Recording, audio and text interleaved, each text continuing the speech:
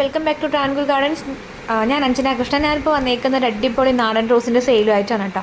അപ്പോൾ ഇത് വന്നിട്ട് നാടൻ മഞ്ഞയാണ്, മഞ്ഞ റോസാണ് കേട്ടോ. നാടൻ മഞ്ഞ അടിപൊളിയാണ് കാണാനായിട്ട്. നല്ല വലിപ്പമുള്ള പൂക്കളും ഒക്കെയാണ്. ഇതിൻ്റെ പ്രത്യേകത എന്ന് പറഞ്ഞാൽ ഓൺ റൂട്ടഡ് വെറൈറ്റിയാണ്. നമ്മുടെ തമിഴ്നാട്ടിലൊക്കെ ഉള്ളൊരു വെറൈറ്റി റോസാണ് കേട്ടോ. നമ്മുടെ നാട്ടിൽ പട്ട് റോസ്, പന്നീർ റോസ് കോമൺ ആയിട്ട് കാണുന്ന പോലെ തമിഴ്നാട്ടിൽ കോമൺ ആയിട്ട് വരുന്ന 7 ഡേയ്സും ഇതുമാണ് കേട്ടോ. നല്ല രസമാണ്, അതുപോലെ നല്ല സ്മെല്ലും ഉണ്ട്. നമ്മുടെ കയ്യിലിപ്പോൾ സെയിലിനായിട്ട് വന്നേക്കുന്ന പ്ലാന്റ്സ് എല്ലാം അത്യാവശ്യം വലിയ പ്ലാന്റ്സാണ്. പിന്നെ ഈ ഒരു പ്ലാന്റ് നമ്മുടെ ചെറിയ തൈകളൊക്കെ വെച്ച് കഴിഞ്ഞാൽ പിടിച്ച് കിട്ടാനും പാടുള്ളൊരു ടൈപ്പാണ് കേട്ടോ.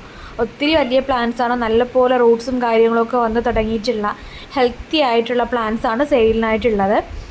അടുത്തതായിട്ട് നമ്മുടെ സെയിലിനായിട്ട് കൊണ്ടുവന്നേക്കുന്നത് നാടൻ ഓറഞ്ചാണ്. ഓറഞ്ച് റോസാണ്, നാടനാണ് കേട്ടോ. ഇതും കമ്പ് വെച്ച് പിടിപ്പിക്കുന്നതാണ്. ഇപ്പോൾ ഓൺ റൂട്ടഡ് പ്ലാന്റ്സിൻ്റെ പ്രത്യേകത എല്ലാവർക്കും അറിയാമായിരിക്കും. പെട്ടെന്നൊന്നും അങ്ങനെ നശിച്ചു പോകത്തില്ല. നമ്മൾ കെയർ കൊടുത്തു കഴിഞ്ഞാൽ നല്ലപോലെ ഗാർഡനിൽ ഫ്ലവറിങ് ആവുന്ന ഒരു ഐറ്റം തന്നെയാണ് ഓൺ റൂട്ടഡ് വെറൈറ്റീസ് എന്ന് പറയുന്നത്. അടുത്തതായിട്ടുള്ളത് ബ്രിട്ടീഷ് ക്യൂനാണ്. ബ്രിട്ടീഷ് ക്യൂവിൻ്റെ ഈ ഒരു വെറൈറ്റിയാണ് കേട്ടോ.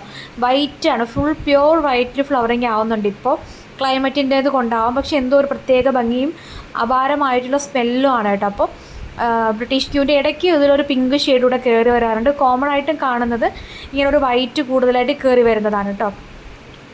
ഇതിൻ്റെയൊക്കെ നല്ല ഹെൽത്തി ആയിട്ടുള്ള ഓൺ റൂട്ടഡ് തൈകൾ നമുക്കിപ്പോൾ ഉണ്ട്. പിന്നെ ഇത് 7 ഡേയ്സ് ആണ്. നമ്മുടെ കോമൺ ആയിട്ട് കാണുന്ന ഒരു ടൈപ്പ് 7 ഡേ ഒരു പിങ്ക് ഷെയ്ഡ് വരുന്നത് അതല്ല. ഇത് യെല്ലോ ആയിട്ട്, യെല്ലോ എന്ന് പറയാൻ പറ്റില്ല, വല്ലാത്തൊരു ചന്ദന കളറും ഒക്കെ ആയിട്ട് വരുന്ന ഈ ഒരു 7 ഡേ ആണ് കേട്ടോ. ഇതിൻ്റെ നല്ല ഹെൽത്തി ആയിട്ടുള്ള തൈകളാണ്.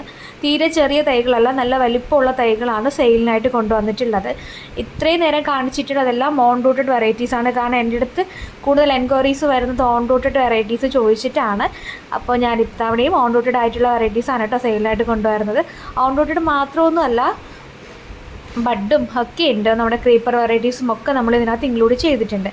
അടുത്ത വെറൈറ്റി എന്ന് പറയുന്നത് ഇതാണ്. സമ്മർ സ്നോ എല്ലാവർക്കും അറിയാമായിരിക്കും. പക്ഷേ സമ്മർ സ്നോയുടെ ക്രീപ്പർ ഉണ്ടെന്ന് പറഞ്ഞാൽ കുറച്ച് പേർക്കൊക്കെ അറിയാനായിട്ട് ചാൻസ് കുറവായിരിക്കും. ഇത് സമ്മർ സ്നോയുടെ ക്രീപ്പറാണ്. നമ്മുടെ സമ്മർ സ്നോ എങ്ങനെ തന്നെ ഫ്ലവറിങ് ആവുന്നു അതുപോലെ തന്നെ ബഞ്ചായിട്ട് ഇതും ഫ്ലവറിങ് ആവുന്നതാണ് കേട്ടോ. നല്ല വലിപ്പമുള്ള തൈകളാണ്.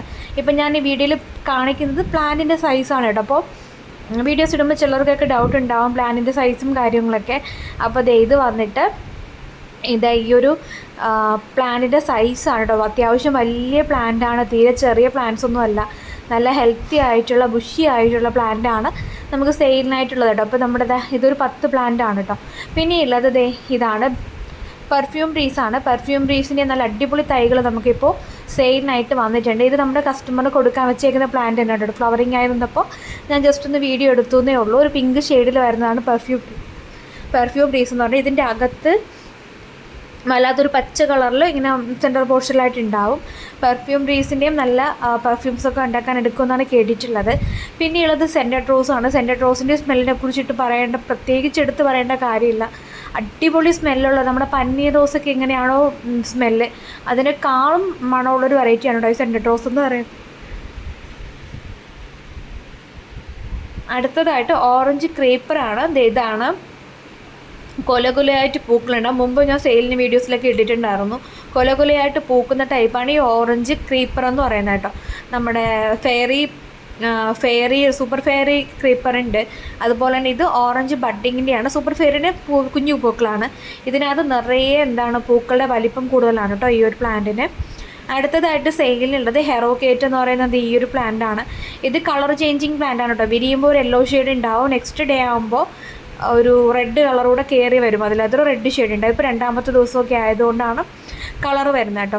പിന്നെയുള്ളത് ഈ ഒരു റെഡ് ക്രീപ്പറാണ്. റെഡ് ക്രീപ്പർ നമുക്ക് എപ്പോഴും പൂക്കൾ തരുന്നൊരു വെറൈറ്റിയാണ്. ആർച്ച് പോലെയൊക്കെ സെറ്റ് ചെയ്യണമെന്നുണ്ടെങ്കിലും നമുക്ക് ഹാങ്ങിങ് ആയിട്ടൊക്കെ സെറ്റ് ചെയ്യണമെന്നുണ്ടെങ്കിലും പറ്റിയൊരു വെറൈറ്റിയാണ് ഈ ഒരു റെഡ് ക്രീപ്പർ എന്ന് പറയുന്നത്. ഇതിൻ്റെ നല്ല ബുഷി ആയിട്ടുള്ള പ്ലാന്റാണ് നമുക്ക് സെയിലായിട്ടുള്ളത്. നമുക്ക് ഇതുവരെ അങ്ങനെ റോസയൊക്കെ ഹാങ്ങിങ് ചെയ്തിടാനൊക്കെ ആഗ്രഹമുള്ളവർക്കാണെന്നുണ്ടെങ്കിൽ പറ്റിയൊരു ചോയ്സാണ് കേട്ടോ. ഇതുപോലെ നിറയെ നിന്ന് പൂക്കും. ഇത് പ്ലാന്റിൻ്റെ സൈസാണ് കേട്ടോ. പ്ലാന്റിൻ്റെ സൈസ് കൂടെ കാണിച്ച് വീഡിയോ എടുക്കുന്നതാണ്.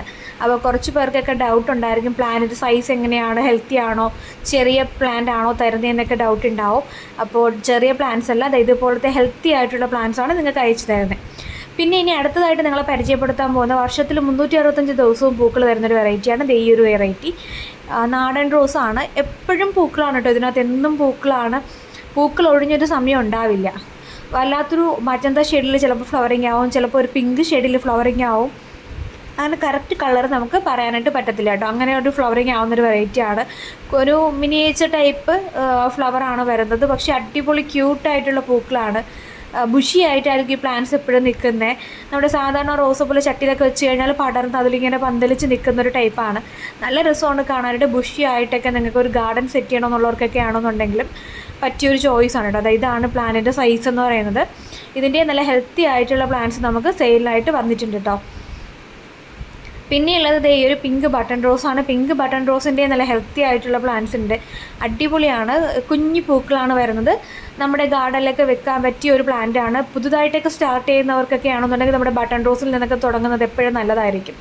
കാരണം നിങ്ങൾ ആഗ്രഹിക്കുന്നത് എപ്പോഴും പൂക്കൾ തരുന്ന വെറൈറ്റീസ് ആയിരിക്കുമല്ലോ. പിന്നെയുള്ളത് ഈ ഒരു വയലറ്റ് റോസാണ്. ഇതിന് പെറ്റൽസ് കുറവാണ് കേട്ടോ. ഒരുപാട് പെറ്റൽസ് ഒന്നുമില്ല. ഒരു 2 ലെയർ മാത്രമേ പെറ്റൽ കൗണ്ട് ഉള്ളൂ. അപ്പോൾ ഇതിൻ്റെ ഒരു 6 തൈകൾ മാത്രമാണ് ഇപ്പോൾ സെയിലിനായിട്ട് വന്നിട്ടുള്ളത് കേട്ടോ. 6 പ്ലാന്റ്സ് മാത്രമേ ഉള്ളൂ. ചെറിയ അത്യാവശ്യം വലിയ പൂവാണ്, പക്ഷെ പെറ്റൽസ് കുറവാണ് കേട്ടോ. ഒരു ലാവൻഡർ ഷെയ്ഡാണ്. പിന്നെ ഇത് വന്നിട്ട് യെല്ലോ കൊത്ത് റോസാണ്. കറക്റ്റ് ഐഡിയ എനിക്കറിയില്ല. ഇതിങ്ങനെ ഫ്ലവറിങ് ആകുന്നതുകൊണ്ട് ഇതിനെ കൊത്ത് മഞ്ഞ എന്നാണ് നമ്മൾ പറഞ്ഞ് കേട്ടിട്ടുള്ളത്. അടിപൊളി റോസാണ് കാണാനായിട്ട്. നല്ല ഡാർക്കായിട്ടുള്ള യെല്ലോ ഷെയ്ഡാണ്. സാധാരണ യെല്ലോ പൂക്കൾ വിരിഞ്ഞ് കഴിഞ്ഞ് മാറുമ്പോഴത്തേക്കും ഒരു വൈറ്റ് ഷെയ്ഡിലോട്ട് മാറാറുണ്ട്. പക്ഷേ ഇതങ്ങനെ വൈറ്റ് ഷെയ്ഡിലോട്ട് പോകാറില്ല. വിരിഞ്ഞ് കൊഴിയാൻ നേരത്തും ഈ ഒരു യെല്ലോ ഷെയ്ഡ് തന്നെ ആയിരിക്കും വരുന്നത് കേട്ടോ. പിന്നെയുള്ളത് ഐസ് ലവ് ക്രീപ്പറാണ്. ഇതിൻ്റെ 1-2 പ്ലാന്റ്സ് മാത്രമേ സെയിലിനായിട്ടുള്ളൂ. അപ്പോൾ ഇതിൽ കാണിച്ച പ്ലാന്റ്സ് വേണ്ടവർ വാട്സപ്പിൽ മെസ്സേജ് ഇടുക കേട്ടോ. താങ്ക്